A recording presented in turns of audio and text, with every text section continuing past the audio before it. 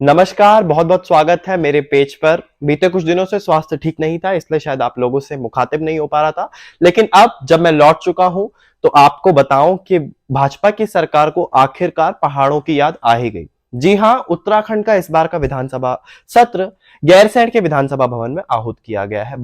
और अब जब विधानसभा सत्र आहूत हो चुका है तो राज्यपाल के अभिभाषण में भी कुछ भी हम लोगों को उत्तराखंड के लिए हित की बात नहीं दिखी। और विपक्ष के नेताओं ने लगातार प्रदेश में उठ रहे मुद्दों, प्रदेश में हो रहे तमाम अत्याचारों को उठाते हुए लोगों के हित की आवाज को विधानसभा सदन में उठाया, जिसका पुरजोर विरोध सत्ता पक्ष के विधायकों ने किया, खुद मुख्यमंत्री ने किया और बताया कि विपक्ष के तमाम मांगे, विपक्ष जितनी भी प्रदेश की जनता के मुद्दे उठा रहा है वो सब के सब बिल्कुल ही निराधार है।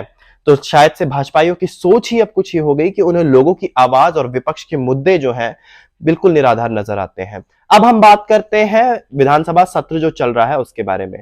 वहां पर लगता है मंत्री लोग जितने भी पहुंचे हैं वो बिना किसी तैयारी के ही पहुंच गए हैं। आज का ही वाकया ले लीजिए।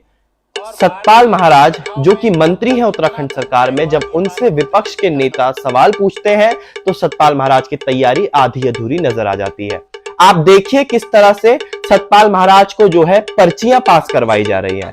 एक पर्ची, दो पर्ची, तीन पर्ची, और जितनी बार भी सवाल पूछे जाते हैं उतनी बार सतपाल महाराज जी को पर्ची मंगवानी पड़ती है और तब जाकर जवाब देना पड़ता है।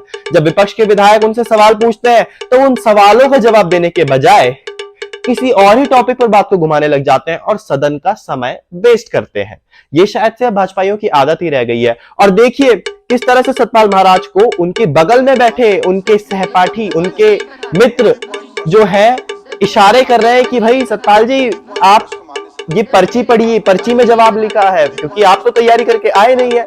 और ये भी नाकाम कोशिश रही पर्ची पकड़ाने की, क्योंकि सतपाल महाराज जी तो फिर भी जाकर के कुछ जवाब नहीं दे पाए। और इनके मित्र जो देखिए प्रेमचंद अग्रवाल जी जो स्वयं मंत्री हैं उत्तराखंड सरकार में, वो किस तरह से अपने मित्र मंत्री सतपाल महाराज जी को बचाने के लिए जो है विपक्ष के सामने बखेड़ा खड़ा कर रहे हैं। खुद भी मैदान में उतर गए हैं अपने मित्र को बचाने के लिए, क्योंकि मित्र तैयारी करके आया नहीं तो किसी ना किसी को तो बचाना पड़ेगा ही। और अब सुनिए जरा, ये है विधानसभा अध्यक्षा, हमेशा दूसरों को, विपक्षी विधायकों को जो है नसीहत देती रहती हैं कि सदन की गरिमा को बनाए रखें, चाहे भाजपा वाले सदन के अंदर कुछ भी करें। लेकिन अब देखिए जरा क्या चबा रही हैं। कुर्सी पर बैठ करके इतने लंबे समय तक माननीय अध्यक्षा महोदय जी जो है बिल्कुल ही नाश्ता करने के बाद ऐसा लग रहा है कुछ मुंह में अटक गया, या फिर लोग कमेंट्स में लिख रहे हैं कि च्युइंगम चबा रही हैं। तो मैं ये समझता हूं कि इतनी गरिमामयी कुर्सी पर अगर आप बैठ जाएं तो आपको ये भी शोभा नहीं देता। अब मैं आपको एक और सीरियस टॉपिक दिखाना चाहता हूं। प्रदेश भर के लोगों की आस और उम्मीदें और नजरें इस विधानसभा सत्र में टिकी हुई हैं कि यहां पर क्या कार्यवाही चल रही है। लेकिन जो महत्वपूर्ण बिंदु होते हैं वहां पर सदन की जो कार्यवाही है उसका लाइव रोक दिया जाता है और ऑडियो भी डाउन कर दिया जाता है। और जहां जहां पर लोग कमेंट्स करके अपने बातें जो है सदन के पटल पर रखना चाहते हैं या फिर अपनी बातों को सरकार की नजरों के सामने लाना चाहते हैं, तो वो लोग सोशल मीडिया का सहारा लेकर के कमेंट्स करते हैं। लेकिन देखिए ना होता क्या है, कमेंट्स भी डिलीट कर दिए जाते हैं। लोग सीबीआई की मांग करते हैं, बेरोजगार रोजगार की मांग करते हैं, महिलाएं महंगाई के दाम कम करने की मांग करते हैं। प्रदेशवासी अलग अलग तबके से जो आते हैं अपने वर्ग को बचाने के लिए सरकार के समक्ष अपनी अपनी मांगे रखते हैं। लेकिन सरकार को यह मंजूर नहीं और सरकार कर देती है कमेंट्स को डिलीट। मैंने भी एक कमेंट किया था इन लोगों के पक्ष में कि भाई कौन है ये मॉडरेटर जो बार बार जो है लोगों के कमेंट्स को डिलीट कर रहा है। तो देखिए मुझे भी क्या सिला मिला। जी हाँ, कमेंट्स डिलीटेड।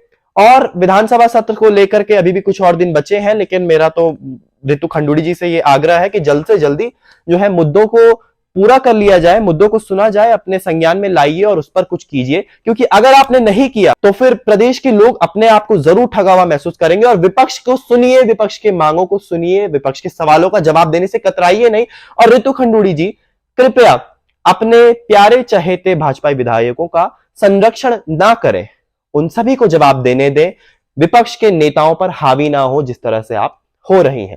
और साथ ही साथ समय रहते ही सारे सवालों को सुन लिया जाए, विपक्ष के तमाम सवाल, लोगों की तमाम मांगे मानी जाए, विधानसभा भवन में इन मुद्दों को उठाया जाए, विधानसभा के सत्र में सभी की समस्याओं का निवारण हो। ये उम्मीद मेरी आपसे भी है, क्योंकि अगर आप समय रहते ये नहीं करेंगी तो मुझे लगता है 1-2 दिन में आप बोल जाएंगी कि भाई अब तो बिजनेस कोई है नहीं, इसलिए विधानसभा सत्र को एंड कर देना चाहिए, जो कि आप हमेशा से करती आ रहे हैं। पिछले 2 जो सत्र निकले हैं उन सभी को आपने बहुत ही अलोकतांत्रिक तरीके से भंग कर दिया, इसलिए इस बार कृपया ये करने की कोशिश ना करें।